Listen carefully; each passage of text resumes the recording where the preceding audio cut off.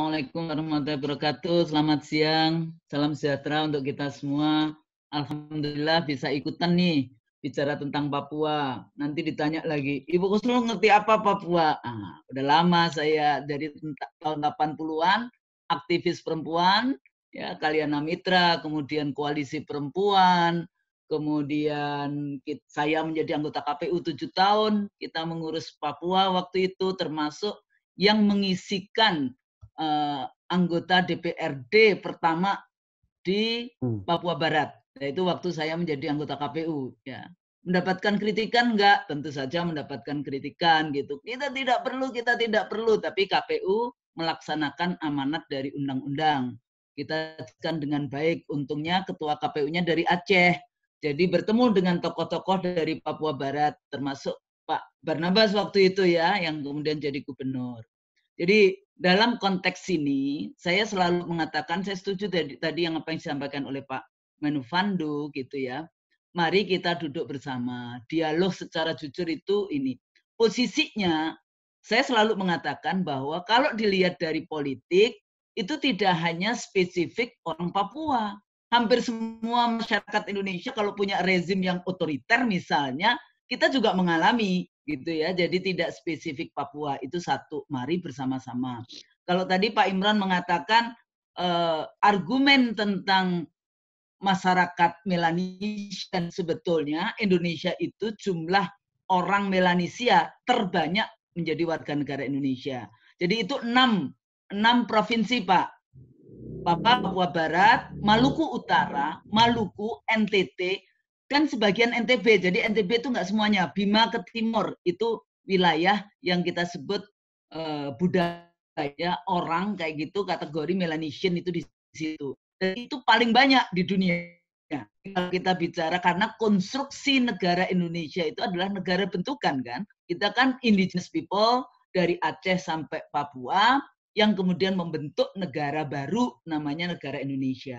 Kalau saya sampai ke Sorong, ke daerah-daerah wilayah-wilayah ya, sampai Manokwari, ke pulau mana itu yang depannya Manokwari itu kenapa misalnya kalau tadi dikatakan penduduk, ini Reno ya, coba dicek dengan jumlah penduduk. Kenapa?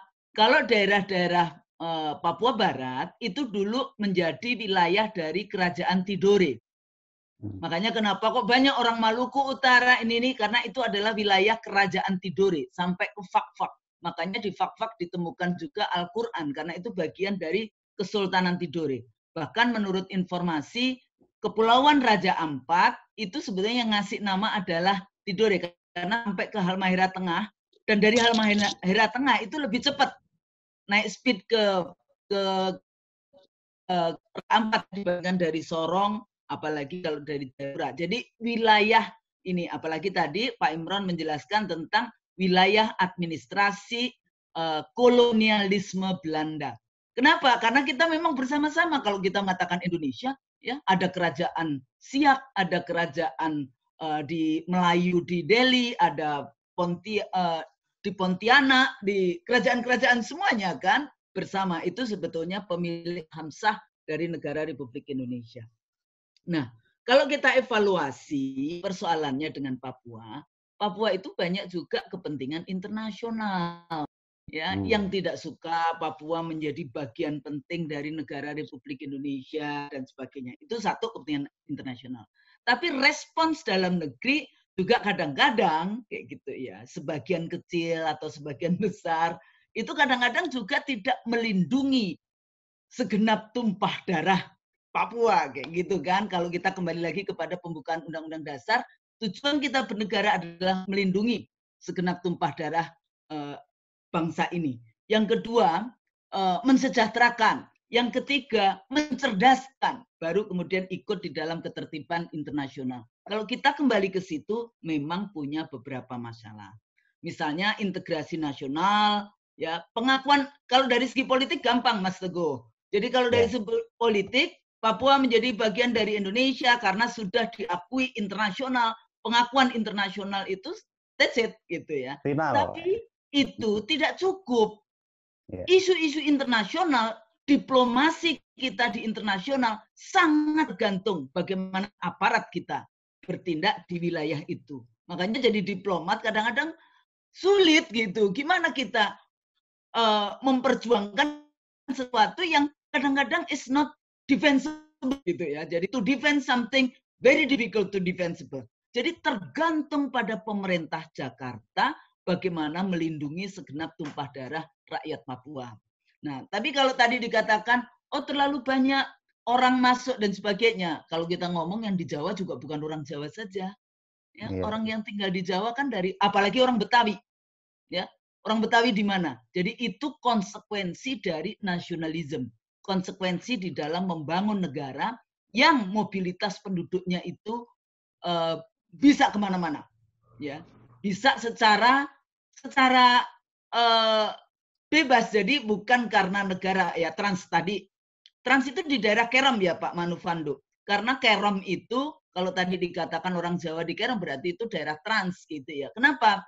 Memang Kerom termasuk jumlah penduduk non Papuanya lebih besar, tapi bedanya asli Papua 19 ribuan, sementara penduduk non Papuanya 27. Tapi dari yang tadi 42 kabupaten, itu cuma 5 kabupaten sebetulnya yang penduduknya lebih besar. Merauke, Nabire, Mimika, Kerom, Jayapura. Jayapura bisa dimengerti ibu kota. Ya. Mimika dimengerti karena di situ ada Freeport, kayak gitu kan. Dan nanti tinggal dilihat Nabire kenapa, Merauke kenapa, daerah-daerah pantai. Yang itu sebetulnya mobilitas dari BBM biasanya kita sebut. Buton, Bugis, Makassar gitu kalau di Indonesia Timur. Walaupun seringkali dikatakan demennya orang Jawa. Jadi wah, demonization orang Jawa. Setelah saya lihat, loh bukan Jawa kayak gitu ya. Jadi ini juga menarik untuk dilihat. Nah, perspektif politik kembalikan lagi. Tadi jelas panjang lebar dijelaskan tentang hubungan pusat daerah. Otonomi khusus. Kita harus evaluasi nih Pak Imron. Jadi tidak cukup hanya sudah otonomi khusus tadi yang disampaikan oleh Pak Manufando. Apa yang terjadi? Apa kesulitan? Apa kesalahannya? Nanti diperbaiki di setiap periode-periode. Lah di sini letaknya Pak Boy gitu ya sebagai anggota dewan ya. Dari partai apa ini? Itu penting untuk kemudian terus-menerus kebijakan yang di sana. Bagaimana dengan masa lalu? Karena nggak bisa Mas Teguh bicara kemudian, masa lalu lupakan saja, nggak bisa. Ya, jadi memang susah untuk dilupakan, tapi dimaafkan bisa. Never forget, but forgive.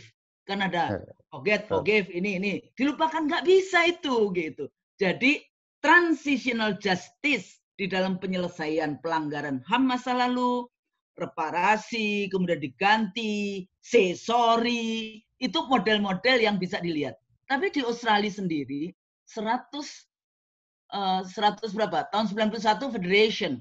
Baru tahun 2008, jadi 107 tahun setelah federasi, baru Perdana Menteri Kevin Rudd bicara say sorry kepada aborigin. Ya, jadi indigenous people-nya. Nah, di sini letaknya juga kita tidak perlu menunggu 100 tahun Republik Indonesia untuk meminta maaf kesalahan-kesalahan yang dilakukan ya gross human rights violation dan sebagainya itu dengan model-model transitional justice, truth and reconciliation. Saya sempat ke Afrika Selatan mempelajari truth and reconciliation waktu ya 2003 saya ke Afrika. Nah, jadi ini juga penting untuk menerima grievances gitu ya. Jadi bagaimana rakyat Papua yang sedih dan sebagainya itu harus diempati oleh pemimpin. Nggak boleh kemudian dihancurkan, enggak ini denying, jangan.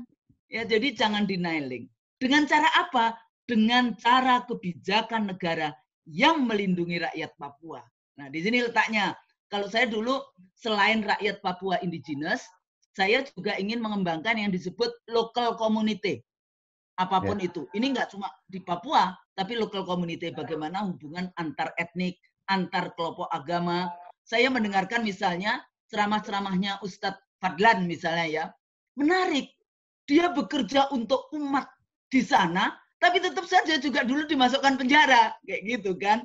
Jadi, tapi pada saat yang sama juga diterima oleh Soeharto. Sampai kemudian orang Papua asli yang ketemu Soeharto, ya, kemudian langsung dibelikan tiket juga untuk pergi haji kayak gitu ya. Jadi Iya. kalau kita lihat seperti itu, tokoh-tokoh adat, tokoh-tokoh agama, interfaith ya, yang Islam, yang Kristen, bersama-sama, insya Allah masa depan luar biasa. Jadi secara politik membangun yang disebut deepening demokrasi. Jadi nggak cuma sekedar pilkada, pemilu. Kalau tadi dikatakan, apakah dulu kalau saya harus berdebat, oh dulu itu sudah benar nggak? Kita minta one vote, one person. Tapi kenapa sekarang pemilu mintanya no can system? Nah, yang kayak gitu-gitu. Itu bukan pertentangan. Terus sekarang minta no can system. Jadi yang dulu seperti apa kayak gitu. Tapi ini bagian yang penting. Jadi penyelesaian konflik tentu saja jangan terlalu banyak dengan power based approach, pendekatan kekuasaan, atau legal based approach. Jadi harus apa? Values, need, interest, pendekatan nilai, pendekatan kebutuhan, pendekatan kepentingan. Tadi yang disebut oleh Pak Manufando, jadi bagaimana mengumpulkan banyak apa kepentingan. Saya sangat sedih kalau kita kan bikin yang Center for Election and Political Party University Link, jadi saya diundang di Universitas Muhammadiyah di Sorong. Kalau saya mendengarkan Pak Rektor, jadi gimana? Iya Bu, Pak kalau di sini ada nggak mahasiswa yang nggak bisa baca, nggak bisa tulis? Oh kami nggak bisa menerima itu karena kami universitas swasta. Tapi di Uncen ada. Jadi mahasiswa fisiknya Uncen itu nggak bisa baca, nggak bisa menulis. Ada. Terus saya tanya sama dosennya, terus gimana? Ya kami dosen itu harus mengajarkan membaca dan menulis. Nah, ini kesalahan di mana? Kesalahan di dalam sistem pendidikan, tapi tidak kemudian, oh ya kamu nggak bisa baca nulis, maka kita coret DO. Enggak. Jadi gimana? Selama menjadi mahasiswa harus diajarkan membaca, harus diajarkan menulis, sampai kemudian kalau dia bisa secara standar, baru oral testnya berjalan untuk bisa dia lulus. Kenapa? Karena kalau nggak bisa baca, nggak bisa nulis, kemudian lulus, harus menjadi pegawai birokrasi, juga nanti akan menjadi masalah, dan akhirnya terjadi yang apakah rasisme, apakah diskriminasi, apakah itu akan terjadi. Jadi banyak di dalam dunia pendidikan yang perlu kita perbaiki di dalam konteks itu. Jadi ada first track-nya itu negara wajib ya tadi truth and reconciliation itu harus dikerjakan, kemudian meminta maaf itu juga nggak apa-apa kan, yang salah bisa saja bukan pemerintah hari ini ya, kesalahan-kesalahan yang itu sistem yang dilakukan, say sorry ya, cuma pidato kok itu sebetulnya say sorry-nya, pidato di MP kayak gitu ya, meminta maaf. Oh kalau misalnya malu dengan Papua, ya kepada semua lah. Apa yang terjadi di Jawa, apa yang terjadi di banyak belahan wilayah kayak gitu ya, bagaimana authoritarian ya, intensif, jadi military intensif, pendekatan militer yang seperti itu dulu. Tapi juga nggak bisa kalau menurut saya sekarang diganti dengan polisi. Menurut saya nggak bisa juga. Karena kalau Anda bicara tentang kedaulatan negara, keamanan negara, itu tentara. Bukan, kalau polisi kan kemudian direduksi sebagai, oh iya ini kelompok sipil bersenjata, kriminal biasa. Nah, di sini letaknya kita ini jujur. Jadi apa yang terjadi harus kemudian kita selesaikan dengan cara jujur. Yang berikutnya lagi ini penting nih Mas Teguh. Kan selalu tadi ya, Saudara Reno juga bicara tentang eksploitasi. Misalnya tentang sumber daya alam. Saya sudah sampai ke Grasberg, Isberg. Saya sudah naik di atas itu yang di 4.000 berapa itu 285 meter di atas permukaan laut. Saya sudah sampai ke Grasberg, Isberg, naik pakai helikopter, naik ke sana, masuk ke di Timika, di Mimika, di itu sudah ya. Waktu saya tanya, ini siapa? Apa yang terjadi? Ternyata baru tahun 2005, 2006 baru ada rumah sakit yang di Mimika, yang di bawah, bukan yang di atas, yang di bawah. Dan itu setiap hari isunya isu HIV/AIDS. Ya, jadi ada banyak isu-isu yang hari ini penelitian-penelitian yang ada HIV/AIDS itu perempuan yang banyak kena.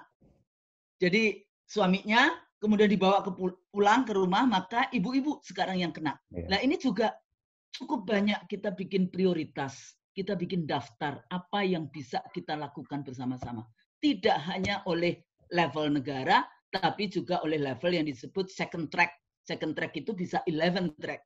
Perempuan gimana? agama gimana, kayak gitu ya. Kemudian pendidikan gimana yang people to people. People to people-nya ini juga harus dibangun, kayak gitu. Jadi jangan sampai kemudian anti BBM, Bugis, Buton, Makassar, kemudian konflik horizontal terjadi. Nah, ini juga penting. Nah, SDA tadi, Indonesia punya undang-undang bagaimana pengelolaan sumber daya alam. Ini tidak hanya cuma di Papua ya. Saya juga concern itu di Blok Rokan, kemudian di blok yang sekarang di Maluku, itu di dalam undang-undang itu dikatakan 10% itu milik wilayah, milik daerah. Tapi sayangnya yang terjadi selalu diperjualbelikan. Sehingga kayak seperti Freeport McMoran punya 80%, Freeport-nya punya, Freeport yang Indonesia dulu punya swasta ya 10%. Angka persisnya itu 9, sekian gitu ya. Nah, Indonesia cuma punya 10%. Daerah tidak ada. Nah, jadi di situ letaknya. Makanya kalau saya dulu sama almarhum Pak Agus, kalau ngomong Papua jangan politik deh lah. Saya dari ilmu politik, saya bilang kalau ngomong Papua pasti ngomong politik, kalau ngomong Papua pasti ngomong Freeport, kayak gitu kan. Nah, jadi intinya apa? Mari bersama-sama, ini yang anggota Dewan ya, tolong undang-undang itu dikunci. Pasal tentang 10% sumber daya alam itu tidak boleh diperjualbelikan. Kenapa? Tapi Bu, daerah nggak punya duit untuk modal. Saya udah tanya itu ke Rizal Ramli. Kalau kayak gini gimana Bang? Jawabannya, bayar nanti dengan dividen. 5 tahun, 10 tahun, tapi sesudah itu rakyat daerah tetap memiliki 10% dari keuntungan sumber daya alam itu. Jadi banyak sebetulnya pekerjaan yang bisa kita lakukan bersama-sama. Tidak hanya di Papua, tapi juga di wilayah yang lain. Karena distribution of resources ini, negara harus hadir dan kemudian melindungi. Terakhir, gimana kemudian kita bicara apa? Memperkuat pemerintahan lokal. Tadi sudah disebut. Ada yang bilang, Bu, padahal kan cuma bapak saya yang bukan Papua, ibu saya asli Papua, tapi saya nggak bisa maju. Sabar, sabar. Nanti insya Allah anakmu yang bisa kemudian menjadi bupati, wali kota, gubernur di Papua. Kenapa? Karena ini adalah tuntutan dari teman-teman. Jadi sampai salah satu ibunya atau bapaknya yang bukan Papua, nggak bisa itu Pak Manufando untuk maju jadi di pilkada di Papua. Tapi saya jawabnya, oh iya terus ini lawan enggak, saya bilang sabar. Makanya termasuk juga kita dulu mempersiapkan untuk bikin Universitas Kamasan di Biak. Saya sudah dapat ini nama saya dapat juga pakai model tradisi, pakai dicuci kaki di apa itu yang di Biak sana. Cuma saya kok lupa nama saya apa ya, karena sudah lama banget. Nah waktu itu kita sudah mempersiapkan dengan UI untuk membuat Universitas Kamasan di sana. Tapi sayangnya nggak lama kemudian bupatinya ditangkap KPK. Nah, di sini letaknya ya. Jadi kalau pendekatan ini Pak Imron, kalau pendekatannya legal per se itu mudah, semua bupati di Papua akan ditangkap. Tapi tidak kontekstual. Kalau Anda jadi bupati di Papua, di kabupaten, Anda harus pegang uang cash kalau ketemu rakyat. Nggak bisa itu kalau nggak bawa uang. Terus kemudian ngasih ke rakyat, terus tanda tangan dong ini nih. Nggak bisa juga. Nah jadi di sini letaknya, saya bilang sama orang-orang yang KPK, Anda itu nggak memikirkan.